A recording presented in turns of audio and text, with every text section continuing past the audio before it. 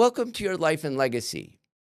I'm your host, Christopher Nudo, and this show is all about helping you build a meaningful, lasting impact on your life and the lives of those you love.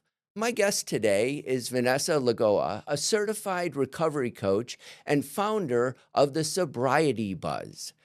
She's passionate about helping people break free from alcohol and rediscover their power and write a new chapter in their story.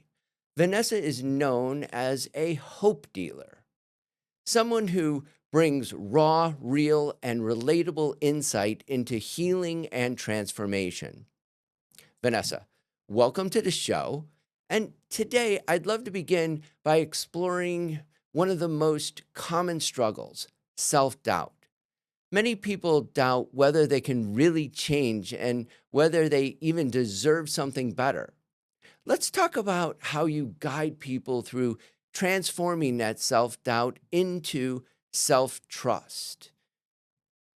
Vanessa, I can imagine that every person is just sitting around saying to themselves, I can't do this. So, how do you help them do it? Morning, Chris. Thank you for having me. What I try to remind people about when they come to me, they're struggling, they're saying things like you said, I can't stop. I can't change this relationship with alcohol. This is who I am. It's just where I'm at and it's a problem I have. That's the typical narrative. I try to remind people that first of all, anything that you put your mind to, I firmly believe that you can do. I'm a big mindset shifter. So that's first. Second, I get it. And I feel like by simply identifying with people and explaining to them that I was exactly where you are today, and I felt the very same way. I felt totally trapped. I felt like this was just a problem I had. It was something that was happening to me. I had no control over it. I drank and I couldn't stop. And you know, it just was what it was. I get that. I can identify with that. But when I can explain to people that now I'm here and I was where you are, so it is possible. If I can do it, if millions of other people can do it, so can you. And tell us a little bit about your personal journey.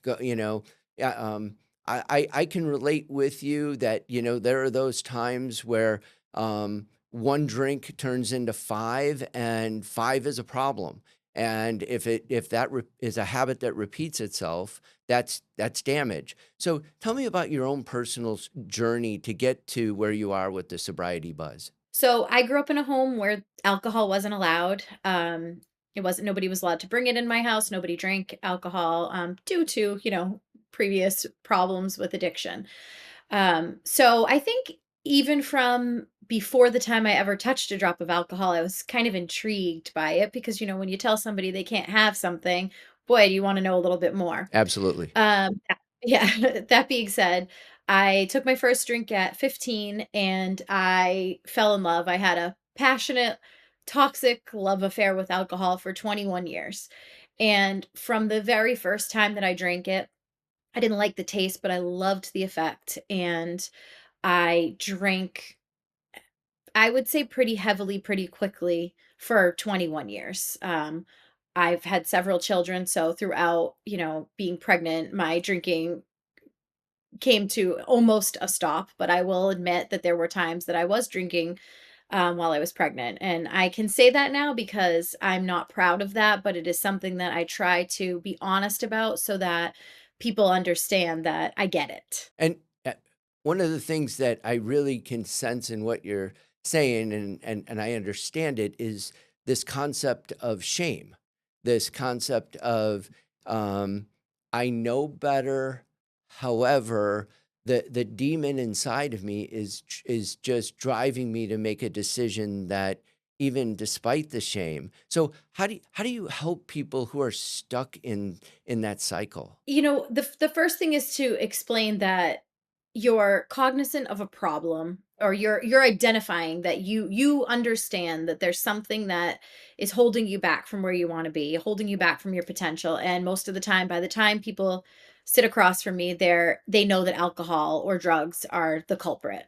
So I start by explaining to people that identifying a problem is the first step in correcting it or changing it or shifting your life to be more fulfilling. So, shame serves no purpose Right.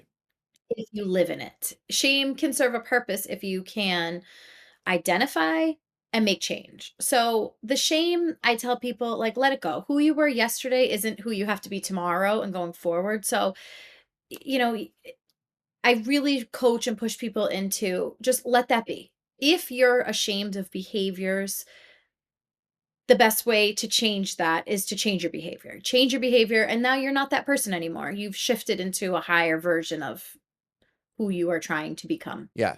So fundamental and right on point. Now, Vanessa, you and I've had the privilege of speaking previously, and I know your spirituality plays a big part in your ability not only to manage your life, but then to help others. Share with us really the impact of spirituality in the process. So I was raised in a home where religion just wasn't part of our family. I was always very highly intuitive, and I always felt like there was something outside of me that I could believe in, but I could never really identify what that was. And that carried right into my adulthood. And when I first stopped drinking, I did find myself in the halls of AA, which I will always credit, part of my success to. And there was so much talk about higher power and God, and I really struggled because that had never been part of my life, so I couldn't identify with how that was going to help me. So it almost felt like this whole other undertaking. I had to figure out what I believed and then, integrate that into my life and into my sobriety. I struggled. But what I finally realized was I knew that I believed in something outside of myself. And to this day, I just sort of refer to that as the universe, just as you would God. It's a very similar experience for me where I believe that everything is we are exactly where we're meant to be. I trust that in energies, and I've really allowed myself to sort of accept that I don't fully understand what I believe, but I know that I believe everything is as it should be. And I've run with that. Yeah, it's become, I'm guessing, part of your inner core. Kinda it's become Vanessa. Yes, I love that. correct. And I laugh because when I'm helping people who are where I was, where they're like, "I don't know if I believe in God. I don't know what I believe in." I tell people that the first thing that I knew I believed in was the ocean, and they look at me like, "Oh God, she's crazy. How am I gonna talk to this person?" And I say, I live near the ocean. When I would go and be lost and confused, I would just drive and sit at the beach and look out, and you look at this vast these waves and this water, and it would remind me that there has to be something bigger. Look at this. This is amazing. And I started there. I really started there. And then, my faith grew, and I'm at the point today that is there a God? Maybe there is, and maybe that's something I'm getting closer to, but I think accepting that I don't know everything that I believe is okay. And so when people are struggling, I'll tell people go to a church, go to a synagogue, go to the beach, go somewhere and see what feels right for you. Surround yourself with people who are more well versed in faith than you are and see what sticks. Absolutely, and creation itself, whether it would be the mountains, the plains, or the ocean, it screams that it didn't happen by accident. And so that feeling that you get that there is something out there, that's not a mistake. That's the way we were created. And so I so understand how that has now helped you with the direction you've gone in, and I'm guessing that it helps build self-trust, right? Your internal being and how you talk to yourself and how you share with others, right? Yes. I mean, the one thing that people who know me would tell you is that I tell people the longer you hang around me, the more you'll believe in yourself because I'm going to teach you how to trust yourself, how to like yourself, how to get more connected with yourself, because without that, I these big changes are really gonna be a struggle. Yes, And and so yes, and having that, back a little bit back, backtracking a little bit, faith is when people are like, "I just don't know if I believe." I'm like, when you pick up the telephone and you dial a phone number, you have faith that somebody's gonna be connected on the other end. Or you walk into a room and you flick the light switch and you just have faith that the lights are gonna turn on. These are things we've just come to believe. Um, why can't you believe in something greater than those little. those are great coaching moments. Like Vanessa, those are excellent coaching moments. And I understand why people believe more in themselves after being with you and the positive energy you have. Listen, we'll be right back. Coming up, we're going to talk about how to rebuild your health, body, mind, and spirit after years of drinking.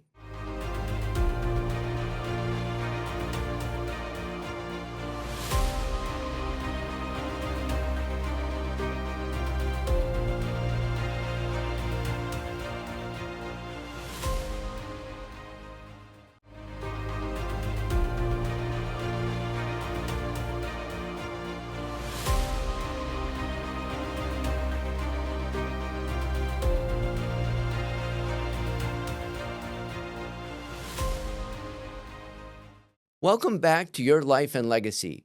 Want more of what you're watching? Stay connected to Your Life and Legacy and every Now Media TV favorite, live or on demand, anytime you'd like. Download the free Now Media TV app on Roku or iOS and unlock nonstop bilingual programming in English and Spanish. On the move? You can also catch the podcast version right from our website, nowmedia.tv. From business and news to lifestyle, culture, and beyond, Now Media TV is streaming around the clock, ready when you are.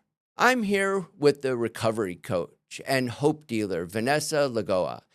In this segment, we're diving into the journey of rebuilding health, body, mind, and spirit.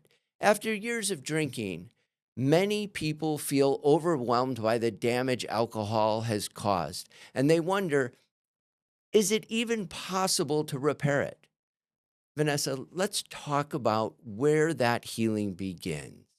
You know, Drinking often leaves a real deep effect on things like sleep and your mood, for sure, relationships, and we know your overall health. We know that many people feel the damage is honestly too great to repair, or like we've talked about in the previous segment, their own self doubt, and it leaves them hopeless and truly unmotivated.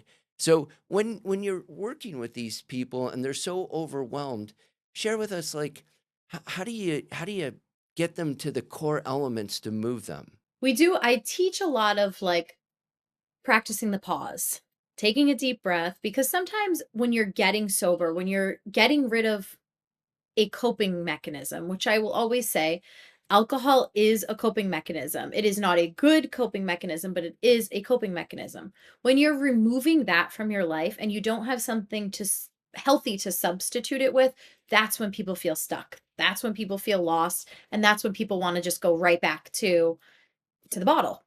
So, a lot of it is that overwhelming sense of you're feeling emotions you've never felt before. Your body may be craving alcohol. You're not sure how to interact in social settings. You're finding a version of yourself that you don't really know how to live with. So a lot of that becomes so overwhelming that people are really struggle. So a lot of that is take deep breaths, practice the pause, and live in the present moment. What are some other tools you use to get them? Because I mean, I love those, but there's, you know, what other methods, what other tools are there that people can implement right away in addition to the ones you just outlined? So, getting outside, fresh air, walking sounds people will look at me like I'm crazy, but there's so much power in moving your body, getting outside, being in nature, and it's putting you in a much healthier element. So that's a first step. Another thing that I often tell people that is a little bit different than the majority would say is if you are used to coming home every single day having a drink and your body is used to that, you're physically dependent on that. I say let's work on first breaking the addiction, then breaking the habit.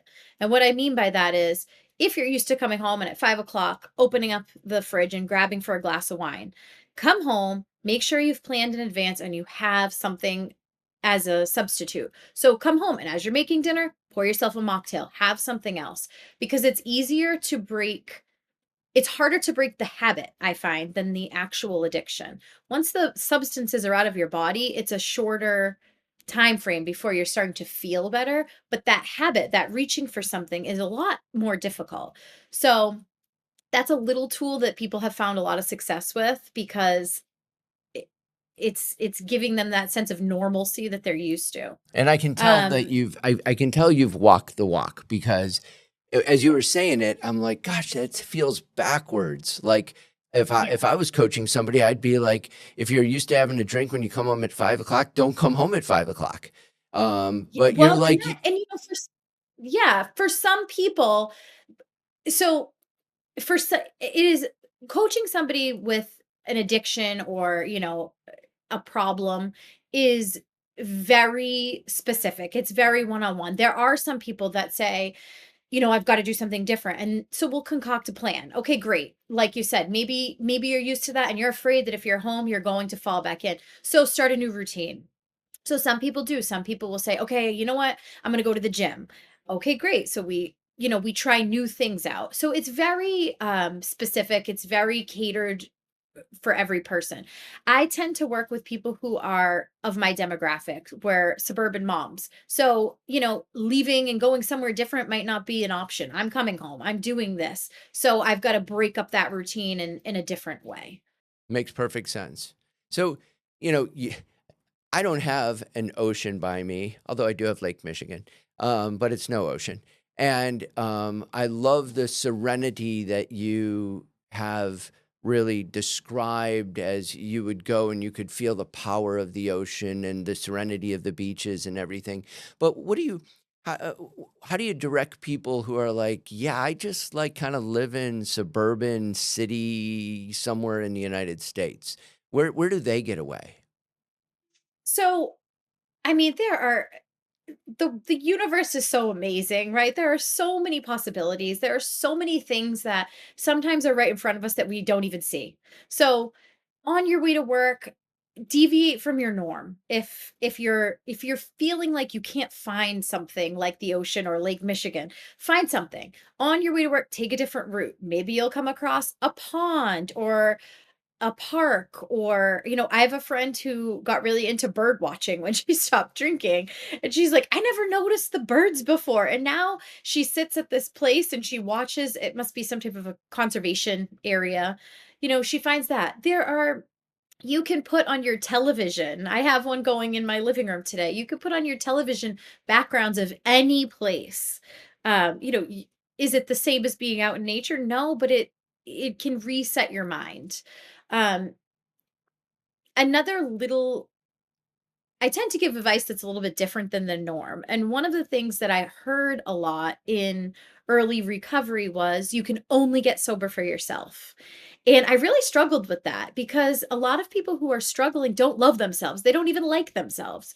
So my advice tends to be if you don't love yourself yet, you don't even like yourself yet, fine. Find something, a person, place, or thing that you do love, that you do enjoy, and consider making these changes for that. So that could be a park, birds, anything really. And I think you're 100% right. The many people who are struggling and ashamed, they don't love themselves, and they don't believe in themselves. And as you stated, I love the fact that you're able to guide them into find something you do love.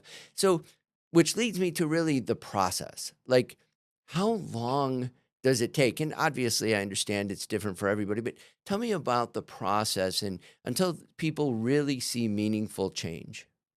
Process is different for everybody, but I have created a program it's called Revamp, and it is a 90-day program. 90 days I chose because 90 days has been proven to be the most crucial in making change, and especially with addiction. I say that lightly because in 90 days, I don't want somebody to go, check, I'm cured, I'm great, I no longer have a problem. It sort of depends. There are many frames of thought when it comes to addiction, sobriety. Um, some people say they are recovered, some people say they are recovering, some people, refer to themselves as alcoholics and believe that that is a forever thing. My mindset is a little bit different. I don't refer to myself as an alcoholic, and I don't even often say I'm sober. I just say I'm somebody who had a drinking problem and I don't drink anymore. So it's a very personal matter, but I feel like that first year of sobriety is when people are starting to I think when people hit a year, they're able to say, "If I could do that for a year, I can do this going forward." But there is a lot that mindset has to be worked on and practiced constantly. And your legacy that you are developing as a result of the complete 180 change that you've made in your life not only impacts you, but is impacting others. I'm sure it's your children, your family, your friends. Tell me about that. Tell me about how we're going to go with Vanessa 2.0, probably pretty cheesy thing to say. I'm sorry. But Vanessa 2.0, tell us how that has really impacted and helped your legacy, your family, your friends, and the people you connect with. So it's funny because I feel like what once was the heaviest part of my life, this alcohol problem, this drinking problem, has and I feel cheesy saying this, but has truly become probably one of the best things that's ever happened to me, because I am able to connect with so many people. I'm able to be proud of the work that I do and the inspiration that I'm able to bring to other people. And it has really unlocked my purpose in life, which is to motivate, to guide, to help people, and to make people feel heard and understood and seen just as they are. So, for those people who are like, oh, I need the sobriety buzz, and they want to get a hold of you, Vanessa, and they want to follow your journey, or they just need a release from the struggles they're dealing with their addictions, what's the best place they can connect with you? So I'm very active on TikTok. I have a pretty um, good presence there, and that's the Sobriety Buzz. You can find me there. And then I have a website also, www.thesobrietybuzz.com. But I would say TikTok, I'm most active, and I just make short videos, just inspiring people to make change. And I do feel like, as cheesy as it is to say that, TikTok will, I think, go down as part of my legacy. I'm very proud of my growing presence there because I'm connecting there with strangers who are there for the content. They don't know me on a personal level, but they're there, and I'm getting messages about, "Hey, thank you for this video. This helped me." Or, people will privately message me telling me, "Hey, I've been watching you and I have, 2 weeks sober." And it really lights my fire, and it really has become one of the things I'm most proud of. You, And you've become a you know, role model, Vanessa. Yeah, and like you've said before, when we've talked about your faith, you say, "Hey, like, I'm not perfect. I still make mistakes. Very same thing. I mean, I don't pick up a drink, but I can find myself going backwards sometimes, but I'm honest about that. I shared a video a few months ago. I was in an airport with my family, and flights were canceled, and airports were always my one of my top triggers. I would get to an airport and I would just start to drink. So becoming alcohol free, I'd get to airports, and now I buy books in excess. But anyway, I was having a really tough day and I made a video saying, I share a lot of positivity about sobriety, but this is the reality. There are days like I sat and I stared at the bar and I thought all the thoughts that people have, man, I could just sit there and numb out. And I am able to coach myself through that so that that's not happening. But I really try to keep it, I say real, raw, and relatable Oh, that's because, fantastic. that's what people I think can connect to. And we are going to continue this conversation. And up next, we're going to explore how to turn shame into purpose and why your past doesn't have to define your future.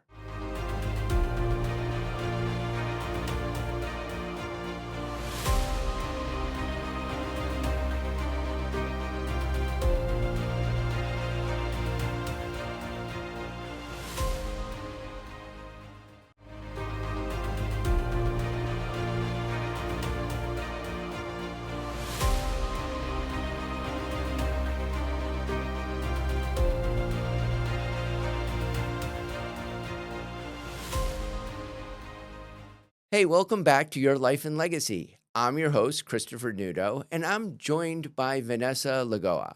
In this segment, we're tackling tough but important topics. And we've brought it up before, but we're going to focus on shame. Many in recovery carry a heavy burden of regret or guilt, and they believe it disqualifies them from creating a better future.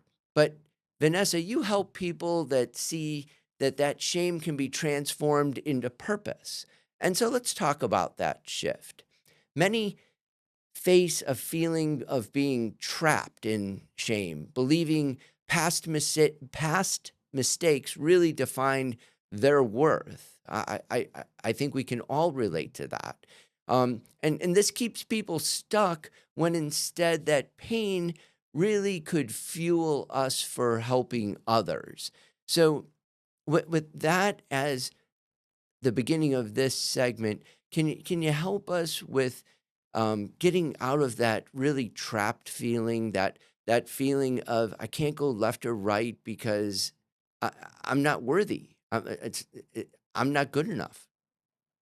Yeah, so I'll tell people a lot like feelings are meant to be felt, but they're not meant to be kept. Oh, so You've got good. to have the feeling, feel it, wallow in it. You need to cry, you need to scream, you need to do whatever you need to do, process it, and then we move on. And what are you going to take from it? So, like we said earlier, shame serves no purpose if you're just going to marinate in it. It's useless. It's destructive.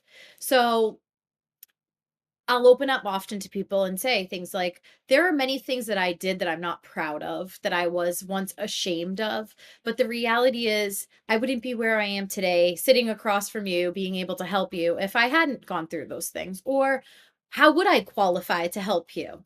I had somebody say to me once, well, what qualifies you to be a recovery coach? Did you go get a PhD for that? And I said, no, but wouldn't you rather work with somebody who's been there, done that than somebody who's opened up a book and studied, Yeah, you have you a know, PhD in life. life experience, That's right? right. And you can't discount that. So, the shame, it's there. There are things I've done that I'm not proud of, but I'm proud to now be able to say that I don't behave like that anymore. I don't live the way that I lived before. And I've let that go. It's in the past. I've made amends with people. I have shown that I have grown by not behaving those ways anymore. So, yeah, I mean, shame is it's a feeling. Feel it and get over it. Which I would say a little bit more carefully, but that's really that's how it goes. So I want to go back to the visual that you have stuck in my brain right now, so much so that I can't even articulate it, but I love it because I love the ocean. I love the beach. I love how you've tied that into your personal spiritual journey. And so let's go back and talk about a word that I think is really important, and that's forgiveness. Because in my opinion, forgiveness is part of the process of change and forgiving yourself for all of those stupid things that you had done, all of those poor decisions, and letting yourself know it's okay because we're moving on from that. Share with me that journey that you take people on. So I often will paint a picture for people of somebody has harmed you. This is how it's gone. Do you forgive them? People are so quick to forgive other people, but yet hold so much resentment towards themselves. So, one of the little exercises that we'll do is, you are the only you that there gets to be. You're the only one. You are have been there through it all and you're going to be there till the very end. So if you cannot forgive yourself and move on, you're going to be stagnant. You're going to stay stuck. You're going to stay feeling like a victim and growth isn't going to come from that. So forgiving yourself and learning to trust yourself again by behaving in different patterns than you have before and figuring out who you are without alcohol. Those are steps to figuring out how you can forgive yourself a little bit better. And I want to go back to the concept of the people that you impact because I am sure that all the people who have such success with the sobriety buzz have made not only changes for their own health, for their own life, for their own success, but for their husbands, their children, their friends. Tell me about just the joy that people are experience from getting freedom from these addictions. Yeah, I mean, if I just look at my own situation, the morning that I knew that I had to stop drinking, I was 36 years old and have this wonderful life that I was always fine in. And, I created this chaos always behind the scenes and realized now that alcohol was always at the center of that. But the morning that I realized it's done, like something has to change or I'm going to sacrifice everything. I woke up to a text message from my husband that said, I knew it was only a matter of time before the alcohol caught up to us. And I remember that, that was 6.5 years ago. And I remember that like it was yesterday because it hit me that he was just waiting for the bomb to drop, and it had. And fast forwarding to today, I can be trusted. I can be trusted that when I have 5 children, so like my house is filled with kids all the time, their friends. I feel so good now knowing that people's children are here and there's no drinking, there's no drugs, there's no illegal, everything is safe. Like I feel I can trust myself more. I am able to forgive myself because I now live where I'm a role model for people. And that's affected my children. My 3 younger children will never see me with a drink.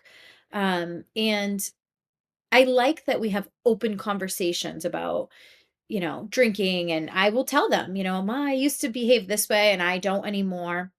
I like that I can make fun mocktails and I don't have to jump for them to, "Oh, don't drink out of that glass." It's just a much more peaceful life now. Did your husband struggle as well, or No. no? So he I was. always so my husband pretty much stopped drinking when I stopped drinking, and the way that I describe that to people is this: my husband loves Diet Coke. If I never drink a Diet Coke for the rest of my life, I wouldn't care because it just doesn't have any meaning to me. I don't it means nothing. And I feel like he sort of looked at alcohol the way I look at Diet Coke. So he was kind of like, yeah, sure, I'm not going to drink either then.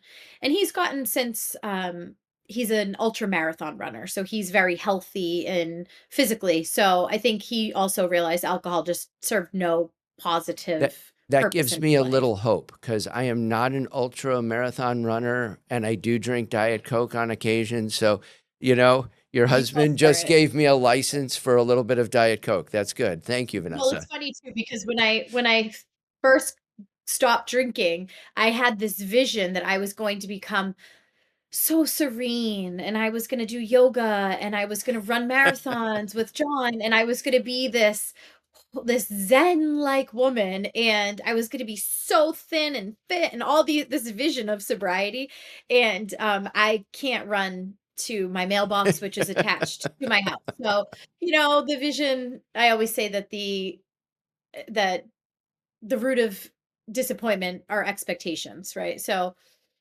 you know, i- but he is very healthy, and I think he realized that alcohol would serve him no purpose too. But no, he didn't struggle with addiction, and I think that was a really it was difficult for me because I was having a hard time not understanding what he wasn't understanding about how hard it was for me in the beginning, And because our schools of thought were very different.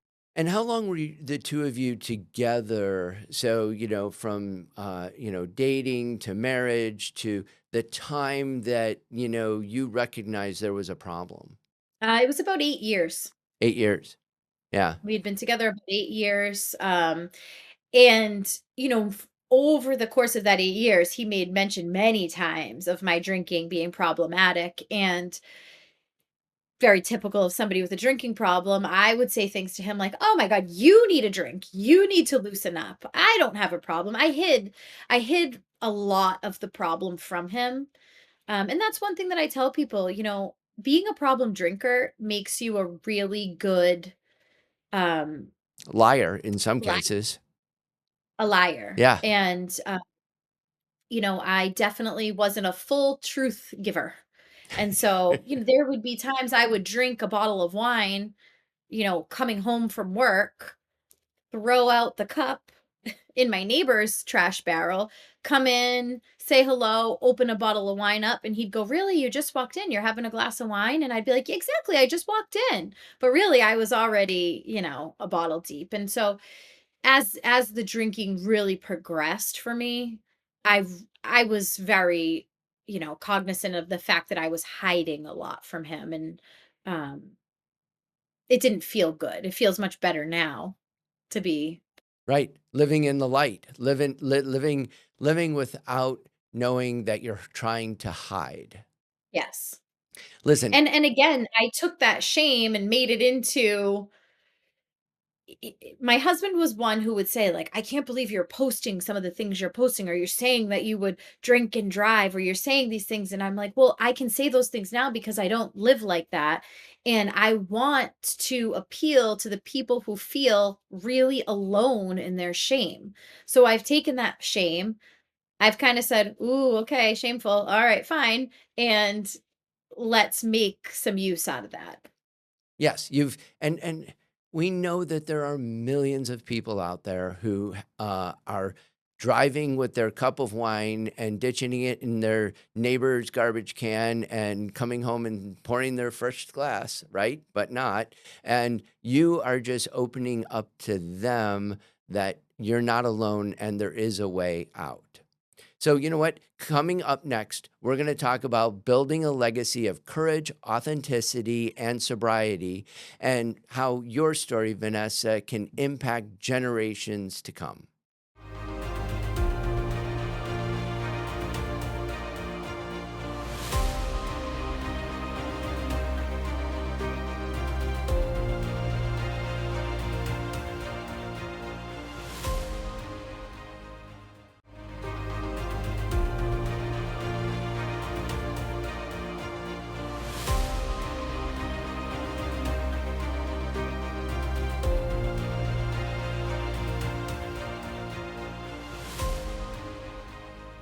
Welcome back to Your Life and Legacy. Don't miss a second of this show or any of Now Media TV favorites, streaming live and on demand wherever and whenever you want. Grab the free Now Media app on Roku or iOS and enjoy instant access to our lineup of bilingual programs, both in English and Spanish. Prefer podcasts? Listen to Your Life and Legacy anytime on Now Media TV websites at nowmedia.tv. Covering business, breaking news, lifestyle, culture, and more, Now Media TV is available 24/7, so the stories you care about are always within reach. As we wrap up today's conversation, we're going to the heart of it all: legacy. Vanessa, you teach that sobriety is just not about what we walk away from, but what we build, a life of courage, authenticity, and lasting impact. Let's talk to our viewers about how we can begin their story as part of something new and bigger. Really, the root challenge of many people is believing that their story, they don't believe that their story really matters, and or they think that they've made a mistake that disqualifies themselves from really anything meaningful going to the future. Really, what I want to know, Vanessa, is um, how can their struggles today actually be the foundation for their future impact? And I know you have a great story to back this up. Well, getting sober, getting rid of alcohol or drugs really comes down to a decision. And a decision can be made at any time, any moment. And I will tell people often, it the change happens the minute you decide it happens. It's not going to be after doing, going on a vacation, or after somebody's wedding, or after you get divorced, or after you leave a terrible job. It can happen now, and your change and the rest of your life can start the minute you decide it does. That's really what it comes down to. And I find so much power in that, and I really try to drive that home to people that you're not a victim. Life is not happening to you, it's happening for you, and it's what you're gonna take from it and what you're going to do with it and how your mind works. You know, the brain believes whatever you tell it. And so if you tell yourself, I can't do this, I'm an alcoholic, I am stuck, I'm always going to be this way, unfortunately, you're probably correct. But if you tell yourself, you know what, this is who I was and I'm done. I'm done. I'm not living this way anymore. And you make that decision and you continue to remind your brain and tell your brain, give your brain evidence to support that, that will become your reality. It's so the mind is so powerful, but it's such an underutilized tool. Like, people forget that you are in control of your life. You get to make the decision. You get to write the narrative, and you get to leave the legacy that you want. Nothing is happening to you. It's happening for you. That's exactly true. And so, what do you tell the people that are like, Vanessa, I'm with you. Like, I want to run this race with you, but you don't understand. I take two steps forward, sometimes one step back, or sometimes I'll take one step forward, three steps back. I cannot keep the train moving in the same direction. What do you tell those folks? A lot of the mindset shifting that we talk about comes from visualizing the life that you want. Stop looking backwards. We know who you were. We know how you got here right now today. And we know you don't want to keep going with that. So I do a lot of visualization and a lot of manifestation work. So, who do you want to become?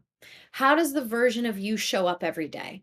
I have exercises where, I make people write out everything. And it's lengthy. It's one of my longest but favorite things to do with people, because if you can't envision where you want to be or who you want to be or how you're going to show up in your life, how the heck are you going to get there? What are If some you of those know, things? like, What are they writing down? Tell me. Like, are they changing their so wardrobe, the shoes they wear, hairdo? Like, yes, what's like, yes, tell me the rebranding that's yes. going on here.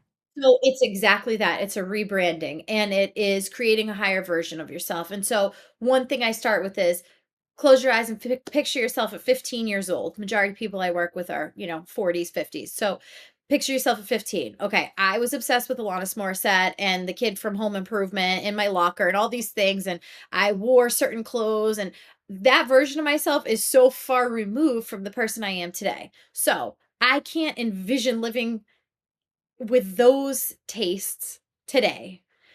Same thing. Now, fast forward. Who is the version of you? I mean, down to what exactly is your morning routine like? What color are your sheets? What fabric are your sheets? How do you shower? Do you bathe? What do you do? Every single thing. What does the higher version of you look like? What does she wear? What does she dress like? How does she speak? What does she listen to? Because a lot of it is that, you know, we become what we ingest, and that's not just food. They say you are what you eat, but you're also what you listen to, who you listen to, who you speak with, who you surround yourself with. So if the version of yourself is living here and you're here surrounding yourself with, I don't know, just say people sitting around in bars talking about their problems, and you want to get here and you want to be sitting at tables of people who are talking about growth and who are talking about business plans and faith and service to others, then who do those people that you're hanging around look like? What do they do for fun? Who do they listen to? And creating that, like I said, this is a lengthy process, but it's a fun process for people because you're getting to rediscover yourself and, you know, create yourself. It's a recreation. Once you have that picture, you start taking steps every single day. I ask myself, is if I do this, am I getting one step closer to the version of Vanessa that I want to be, or am I not? And if the answer is no, it's a no for me. Makes perfect Hey, sense. you want to go out and do this? I'm like, no, One of the that's one not. one of the things I picked up on in what you were just saying, a moment ago was the fact that you had a lot of she's. What is she? What is the best version of her? What is the best version? And I understand that your relatability is woman to woman, but I'm sure the sobriety buzz also applies to men. And Yeah. so, tell me what you see the real difference is between men and women going through the same struggle. I don't want to sound like an anti-feminist here because I'm absolutely not, but I feel like there's been a lot of talk about like women and all the struggles women have and all the responsibilities that women have, and we tend to, carry the home and the children and all like the small things. I tell my husband, like, you don't know when the field trips are or what the teachers are getting for Christmas. We think of those things. So But I true, we think do that not. I know this. But, I don't think my husband ever thought about making 75 Valentine's Day bags for kids at school. But anyway, Nope. but that being said, I think that men have this heavy responsibility to be masculine, but not too masculine, to be in touch with their feelings, but not, weenies, right? And to take care of their families, but spend time with their families. It's a different set of responsibilities that I find for men. And I think men tend to keep their problems to themselves more than women. We tend to share a bit more, men tend to go in. And so I actually find that with men there's more shame because they haven't shared, they haven't processed these feelings with other people before. So it's a little bit of a different process when you tell a man to write about, what does your day look like? They're not like, "Ooh, fun." Women are like, "Oh, that's a fun project." Like, "What the hell do you mean? I get up, I put my damn clothes on, I go to work." But it's a similar process. It has to be handled a little bit differently. What do you want people But to the really remember you by? Like, I know in my heart, I that's why I so enjoy having you on the show and our viewers to get to know you and meet you. And so, but people are going to have this memory of Vanessa. What do you want to be known for? What's going to be written on your tombstone? It's funny that you asked that because that's an exercise that I do as well. Almost like morbidly, like write your own obituary. What do you want it to say? And so I do think about that often. And I would ultimately like to be remembered as somebody who was of service to other people, whether it's my children, my husband, my friends, clients, and somebody who is real and authentic, because that's important to me to say it how it is, whether it's well received or not. I'm going to stay true to who I am. I'm not going to live with regret. I don't believe in regret. I think there are things you do and there are things you don't do, and that's life. And so I definitely want to be remembered as somebody who is courageous and took lots of risks, which no one who knows me would have a hard time saying. And that somebody who believes wholeheartedly that we get one life, one chance at this thing called life, and I'm going to live it and with enjoyment. And I'm always going to be searching and seeking happiness and excitement and connection with other people. I don't think there's anything more important to me That's gonna be than a really big tombstone. and actually don't bury me, I be cremated, but you can sprinkle me and So say those things, that would be so fine. let's go back to people connecting with you, on TikTok. So what's your handle? Like, you can tell I'm not on TikTok. How do they find you No, on that's fine. TikTok? It's at the dot sobriety dot buzz. Oh, excellent. Say it one more time for our I viewers. I believe if you just type in the sobriety buzz, I come up right away. So, and apparently I've now reached a point where people are trying to copy me, which is like so cool. Somebody told me that. So I do only have um one TikTok sobriety page. So just Well, make note of that. congratulations on being copied. I Vanessa. know somebody reached out to me to tell me how terrible that was, and I was like, I have arrived. Yes, yes, you have. Vanessa, thank you so much for being here and sharing your wisdom with us today. Today, you've shown us that, recovery is just not about giving something up, it's about building something greater. From self trust to health, from turning shame into purpose to building a legacy that lasts. You, Vanessa, remind us that that story really matters. For those who are watching, remember your life is more than your past. It's about what you choose to create today. That's a legacy you leave behind. I'm Chris Nudo, and this has been Your Life and Legacy. Until next time, keep moving forward with courage, authenticity, and hope.